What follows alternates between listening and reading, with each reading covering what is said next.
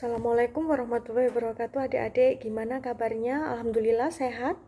Hari ini kita akan mempelajari tentang mata kuliah histologi dengan tema kartilago dan tulang. Nah, outline-nya untuk kali ini adalah yang pertama kita membahas tentang pengertian kartilago, struktur kartilago, kemudian ada tulang dan macam-macam tulang serta mikroskopisnya.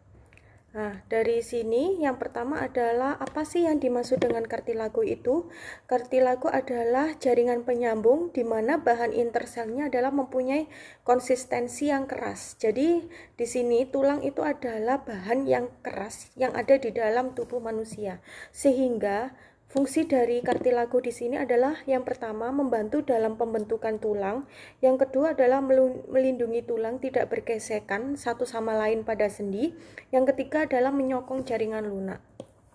Struktur dari kartilago yang pertama, yang titik kecil seperti inti itu adalah kondroblas. Kondroblas adalah bakal sel kartilago, dibungkus oleh jaringan pengikat perikondrium. Ketiga adalah memiliki kondrosit yang berada dalam ruangan yang disebut dengan lacuna yang dibungkus oleh kapsul. Yang keempat adalah komponen fibriller terbungkus oleh matriks padat. Jadi susunannya adalah yang pertama ada kondroblas, kondrosit, substansi interseluler, yang keempat ada perikondrium. Nah, di sini distribusi dari kartilago. Kartilago di sini ada kartilago hialin, kemudian ada kartilago fibrosa dan kartilago elastis, dapat dilihat di gambar. Nah, ini klasifikasinya ya. Dari yang pertama ada kartilago hialin, kartilago elastis, dan kartilago fibrosa. Dari masing-masing kartilago ini terdapat matriks kondrosit sama perikondrium. Nah, di sini kartilago hialin itu apa sih ciri mikroskopisnya? Yang pertama adalah tulang rawan hialin ini adalah berwarna putih, kebiruan, dan bening. Yang kedua adalah tulang rawan hialin ini berfungsi sebagai kerangka sementara, jadi dapat digantikan oleh tulang sejati. Yang ketiga adalah pada mamalia dewasa, tulang rawan hialin terdapat pada permukaan sendi. Nah, ini adalah ciri mikroskopis dari kartilago hialin, bisa dilihat di PPT-nya. Nah, ini adalah perikondrium itu dilapisi oleh dua bagian. Yang pertama di panah hitam itu adalah lapisan fibrosa, kemudian ada panah warna kuning, ada kondrogenik layer atau lapisan kondrogenik. Nah, kemudian panah warna hijau itu adalah kelompok isogen. Jadi kelompok isogen adalah sel-sel tulang rawan yang kadang membentuk suatu kelompok yang disebut dengan kelompok isogen. Dari yang paling luar sendiri, saya jelaskan kembali, panah warna hitam paling luar adalah lapisan fibrosa yang terdiri atas jaringan ikat padat, kemudian ada lapisan kondrogenik di sebelah dalamnya. Nah, ini adalah ciri mikroskopis dari matriks. Matriks itu adalah berupa cairan. Jadi 40% berat kering tulang rawan hialin terdiri atas kolagen. Yang kedua adalah coachondronectin. Yang ketiga adalah matriks kartilago ini adalah dapat mengelilingi setiap kondrosit. Nah, ini kondrosit. Kondrosit ini ciri mikroskopisnya adalah berbentuk lonjong. Kemudian sel-selnya bulat dan terdapat 8 sel yang disebut dengan isogen. Jadi fungsi dari kondrosit ini adalah tergantung dari hormonnya, hormon pertumbuhan yang disebut dengan somatotropin. Nah, ini ciri mikroskopis dari perikondrium. Perikondrium ini adalah terdapat pada semua tulang rawan hialin, kecuali pada tulang rawan hialin permukaan sendi, dan strukturnya terdiri dari jaringan ikat padat dan berfungsi untuk pertumbuhan dan pemeliharaan tulang rawan. Perikondrium ini adalah kaya akan serabut kolagen. Nah, selanjutnya struktur kartilago elastis. Kartilago elastis ini adalah dapat mengandung serabut elastis dan berwarna kuning, kemudian memiliki perikondrium dan terdapat pada organ telinga dan lain-lain. Nah, ini adalah ciri mikroskopis gambar dari kartilago elastis, hampir sama dengan hialin. Dia mempunyai lapisan fibrosa yang paling luar sendiri yang terdiri dari jaringan ikat, kemudian paling dalam dia ada lapisan kondrogenik dan isogen. Jadi Matriks pada kartilago hialin ini adalah berwarna kehitaman. Nah, selanjutnya adalah struktur kartilago dari fibrosa. Kalau kartilago fibrosa ini adalah jaringan intermedia, jadi jaringan yang terletak di tengah antara jaringan ikat padat dan tulang rawan hialin. Jaringan ini ditemukan pada ligamen dan ada pada pubis. Jadi kartilago fibrosa ini mengandung kondrosit yang tersusun dari serabut kolagen tipe 1 yang bersifat asidofilik dan diskus interfibralis. Nah, ini adalah gambar mikroskopis dari kartilago fibrosa pada sendi intervertebralis. Jadi yang panah warna merah itu adalah rongga yang berisi nukleus polus, dan panah warna hijau di situ ada bentuknya mirip seperti serabut yang berbentuk melengkung. Nah, sekarang kita bahas tulang. Nah, tulang itu apa sih? Tulang itu adalah jaringan ikat khusus yang terdiri atas materi antar sel berkapur.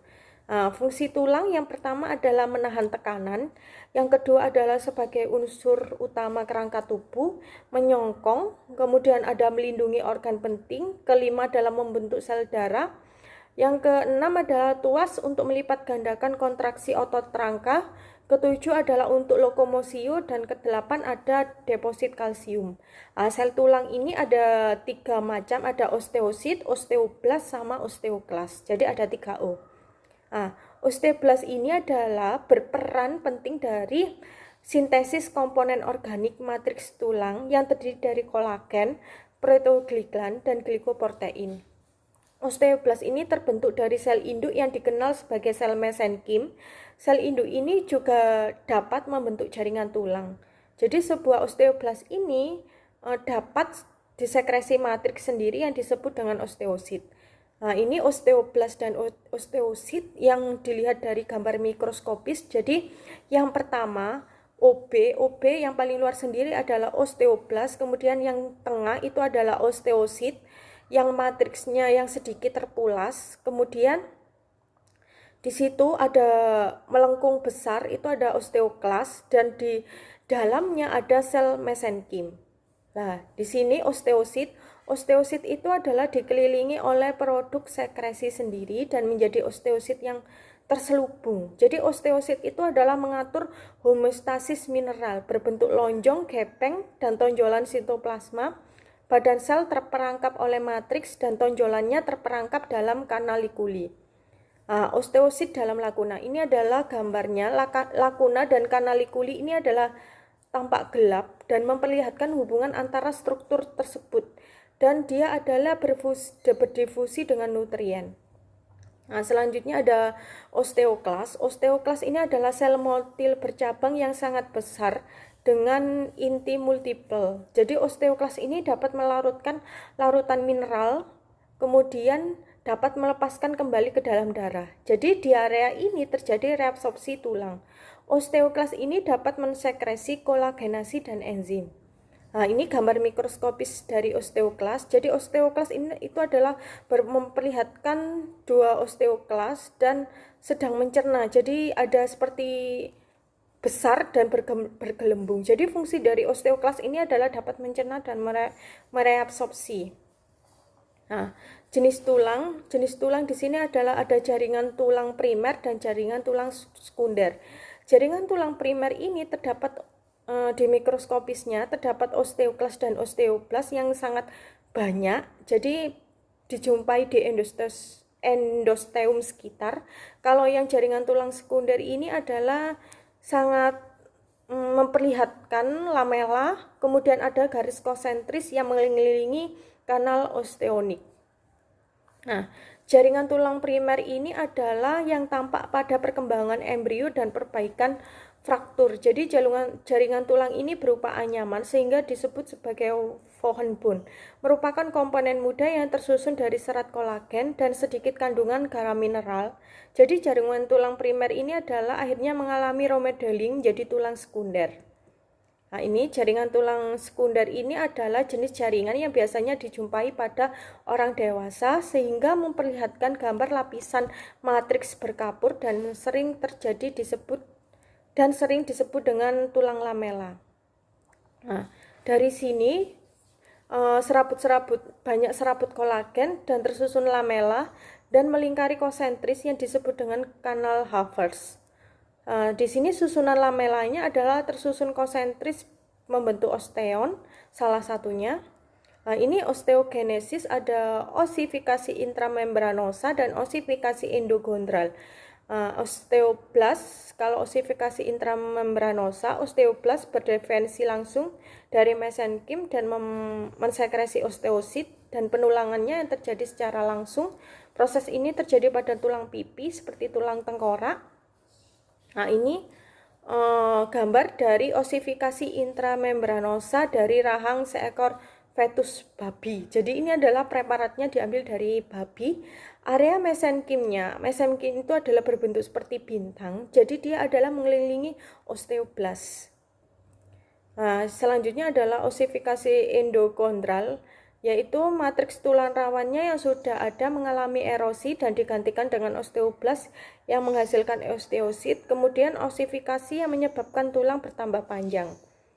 Di sini selanjutnya kita bahas sendi. Sendi adalah daerah tulang yang ditutupi dan dikelilingi oleh jaringan ikat yang menahan tulang dan menentukan jenis dari derajat pergerakannya. Jadi sendi ini ada sendi diartrosis dan sendi sinartrosis. Kalau diartrosis dapat bergerak bebas, kalau sinartrosis pergerakannya hanya sedikit.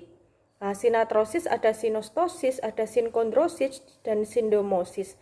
Ini semua mungkin sudah dapat dibahas di anatomi, mungkin sudah.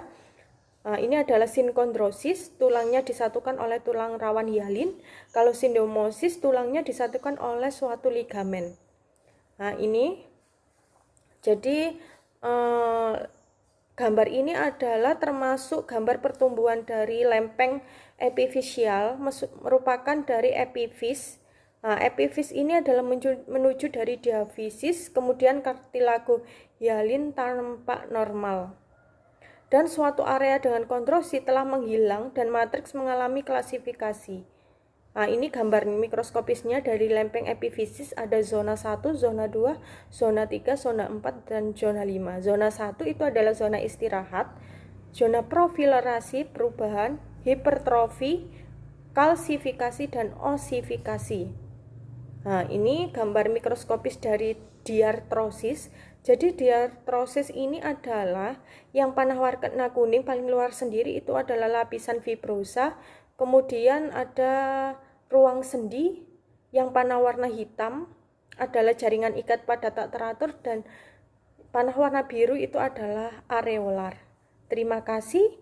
Mungkin ada pertanyaan dari adik-adik. Sekian dari mata kuliah ini. Semoga berkah. Assalamualaikum warahmatullahi wabarakatuh.